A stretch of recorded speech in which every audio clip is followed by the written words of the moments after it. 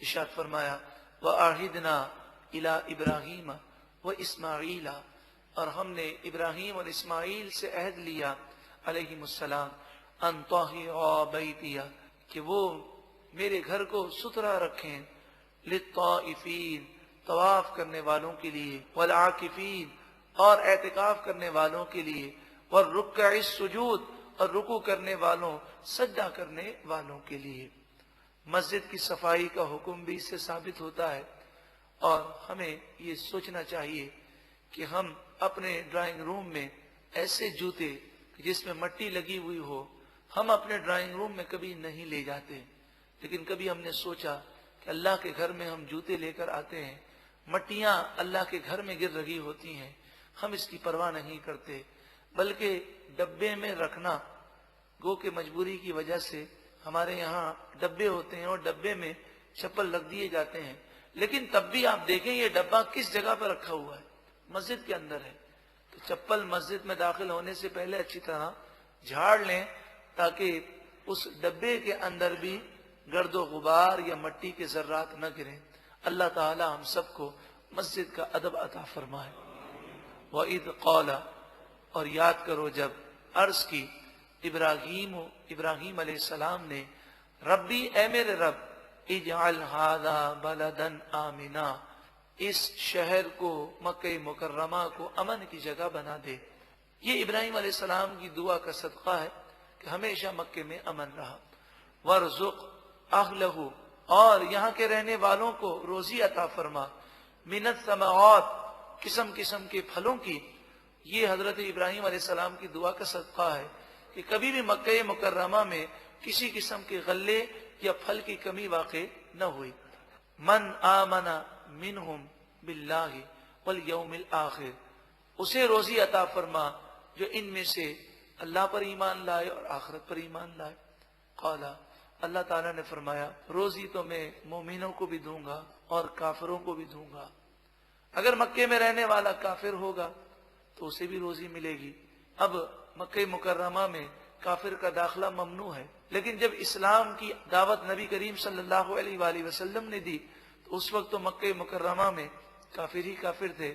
چند ایسے لوگ تھے کہ جو سابقہ سچے دین پر تھے اور پھر اسلام کی دعوت عام کی گئی۔ تو روزی کا جہاں تک سوال ہے، دنیا میں روزی کافر کو بھی ملتی ہے۔ وَمَن كَفَرَ فَأُمَتِّعُهُ، اور جو کفر کرے گا میں اسے فائدہ اٹھانے دوں گا، قلیلاً، دنیا میں تھوڑا سا فائدہ اٹھانے دوں گا، ثم پھر اضطرہ، میں اسے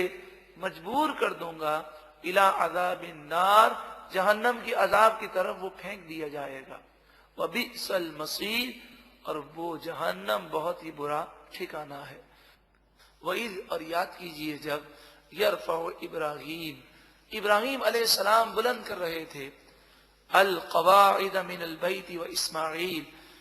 بیت اللہ شریف کی بنیادیں بلند کر رہے تھے، خانہ کعبہ کی تعمیر کر رہے تھے، وہ اسماعیل، اور اسماعیل علیہ السلام بھی ان کے ساتھ تھے۔ کتنا پیارا اور مقبول عمل ہے، اور نبی کا عمل تو مقبول ہی مقبول ہے، لیکن ہمارے لیے تعلیم کتنی پیاری ہے۔ اس تعمیر کو کرتے ہوئے ایک ہی دعا ہر وقت ہے، زبان سے ایک ہی الفاظ نکل رہے ہیں، ربنا تقبل منا، اے پروردگار ہم سے یہ نیکی قبول فرما۔ اللہ تعالی ہماری بھی عبادتیں قبول فرمائے۔ اور ابراہیم علیہ السلام کی دعا ہمیں یہ درس دیتی ہے کہ جب بھی نیکی کر لیں تو یہی دعا کریں کہ اللہ تو اسے قبول فرما لے۔ انک انت السمیع العلیم، بے شک تو ہی سننے والا، علم والا ہے۔ ربنا، اے ہمارے رب، وجعلنا مسلمین لک، تو ہمیں ہمیشہ رکھ تیری ہی بارگاہ میں گردن جھکانے والا، ومن ذریتنا، اور ہماری اولاد میں سے بھی، امتا مسلمتا لک، ایک ایسا گروہ رکھ جو تیری بارگاہ میں جھکنے والا ہو، وَأَرِنَا، اور ہمیں تو سکھا، مناسکنا، حج کے مناسک۔ جبریل امین آئے احرام باندھ کر، حضرت ابراہیم علیہ السلام نے احرام باندھا اور پھر دونوں نے مل کر حج کیا، وہی ادا کو آج ادا کیا جاتا ہے۔ وَتُبْ عَلَيْنَا، اور تو ہماری توبہ قبول فرما، انکا انت التواب الرحیم، بے شک تو ہی بہت توبہ قبول کرنے والا مہربان ہے۔ ربنا، اے ہمارے رب، وابعث فیہم، تو بھیج ان مکے والوں میں رسولا منہم، انہی میں سے ایک رسول مکرم، یتلو علیہم، جو پڑھیں ان پر آیاتی کا، تیری آیتیں، وَيُعَلِّمُهُمُ الْكِتَابَ وَالْحِکْمَةَ، اور انہیں کتاب اور حکمت سکھائیں، وَيُزَكِّيهِمْ، اور انہیں ستھرا کر دیں۔ نبی کریم صلی اللہ علیہ وآلہ وسلم کی آمد مکہ مکرمہ میں ہوئی۔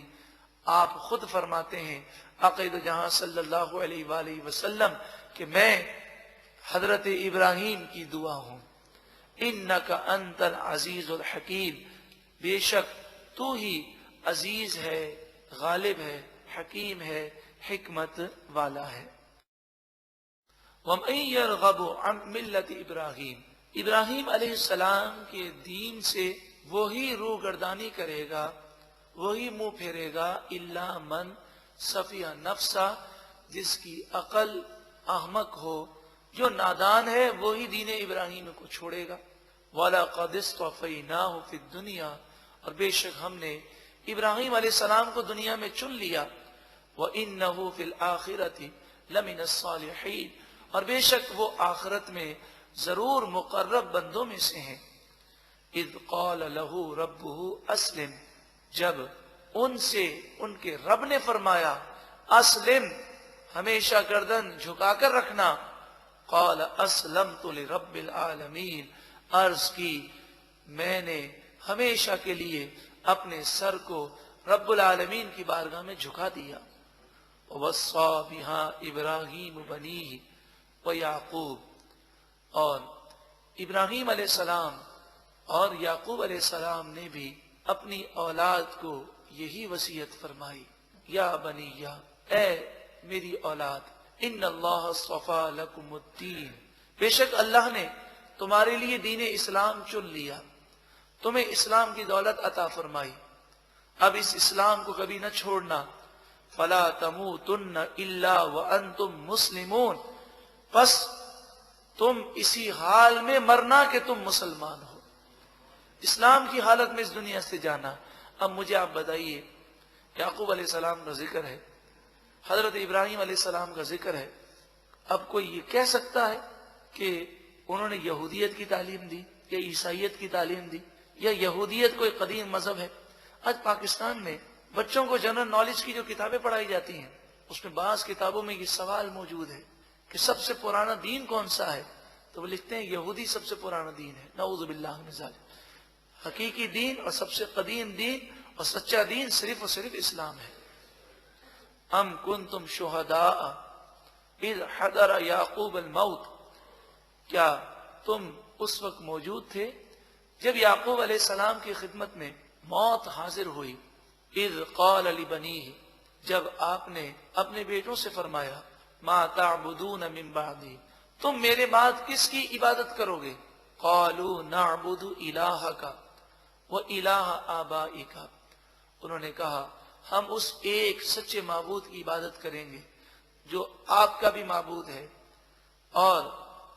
آپ کے آباء و اجداد کا بھی معبود ہے، ابراہیم و اسماعیل و اسحاق،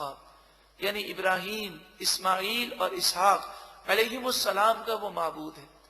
الہ واحدہ، وہ ایک ہی معبود ہے۔ وَنَحْنُ لَهُ مُسْلِمُونَ، اور ہم اسی کے لیے اسلام لانے والے ہیں۔ تِلْكَ أُمَّةٌ قَدْ خَلَتْ، بے شک یہ امت گزر گئی، لہا ما کسبت، ان نیک لوگوں کے لیے وہ نیکیاں ہیں جو انہوں نے کمائی، وَلَكُمْ مَا كَسَبْتُمْ، اور تمہارے لیے وہ اعمال ہیں جو تم نے کمائے، وَلَا تُسْأَلُونَ عَمَّا كَانُوا يَعْمَلُونَ، اور تم سے یہ سوال نہ کیا جائے گا کہ وہ کیا کرتے تھے،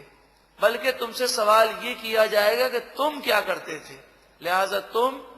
صرف اسی پر فخر مت کرو کہ ہمارے آباء و اجداد نے نیکیاں کی ہیں، بلکہ خود بھی نیک بنو۔ وقالو، اور وہ بولے کونوا ہودن او نصارا، یہودی یا عیسائی بن جاؤ، تہتدوا تو ہدایت پا جاؤ گے۔ قل، اے محبوب آپ فرمائیے بل نہیں بلکہ ملت ابراہیم حنیفہ، ہم ابراہیم علیہ السلام کے دین کو قبول کرتے ہیں، حنیفہ جو ہر باطل سے جدا ہے، وما کان من المشرکین، اور ابراہیم علیہ السلام مشرک نہیں تھے، یہودی بھی مشرک ہے اور عزیر علیہ السلام کو خدا کا بیٹا سمجھتا ہے، عیسائی بھی مشرک ہے تو عیسیٰ علیہ السلام کو خدا کا بیٹا سمجھتے ہیں۔ قولو، اے مسلمانوں تم کہو، آمنا باللہ، ہم ایمان لائے اللہ پر، وما انزل الینا، اور اس پر ایمان لائے جو ہماری طرف نازل کیا گیا، وما انزل الی ابراہیم و اسماعیل و اسحاق و یعقوب، اور اس پر ایمان لائے جو ابراہیم، اسماعیل، اسحاق اور یعقوب علیہ السلام پر نازل کیا گیا، والاسباط، اور اس پر ایمان لائے جو نازل کیا گیا یعقوب علیہ السلام کی اولاد میں سے نبیوں پر، وما اوتی موسیٰ و عیسیٰ، اور اس پر ایمان لائے کہ جو موسیٰ علیہ السلام اور عیسیٰ علیہ السلام کو دیا گیا، وما اوتی النبیون من ربہم، اور اس پر ایمان لائے کہ جو ان کے رب کی طرف سے باقی نبیوں کو دیا گیا، لا نفرق بین احد منہم، ایمان لانے میں ہم نبیوں کے درمیان فرق نہیں کرتے، ایسا نہیں کہ کسی پر ایمان لائیں اور کسی پر ایمان نہ لائیں۔ افسوس کے ساتھ یہ بات کہنی پڑتی ہے کہ بسا اوقات انسان جب قرآن پر صحیح نظر نہیں رکھتا تو خود بھی گمراہ ہوتا ہے اور دوسروں کو بھی گمراہ کر دیتا ہے۔ 12 ربیع الاول کو اس مبارک رات جب عشاق حضور کی آمد کی خوشی مناتے ہیں، ٹی وی پر ایک صاحب نے یہ بات کہی، لا نفرق بین احد منہم، مجھے لوگوں نے بتایا کہ انہوں نے یہ بات کہی کہ قرآن پاک میں ہے کہ ہم انبیاء کے درمیان فرق نہیں کرتے، اور اس کا معنی انہوں نے یہ کیا کوئی نبی دوسرے نبی سے افضل نہیں، اور پھر مذاق اڑاتے ہوئے کہا کہاں ہیں وہ کہنے والے جو کہتے ہیں سب سے اولا و اعلیٰ ہمارا نبی، نعوذ باللہ من ذالک۔ اس آیت کا یہ مطلب نہیں، پیچھے سے بھی دیکھیں، پیچھے ایمان کا ذکر ہے،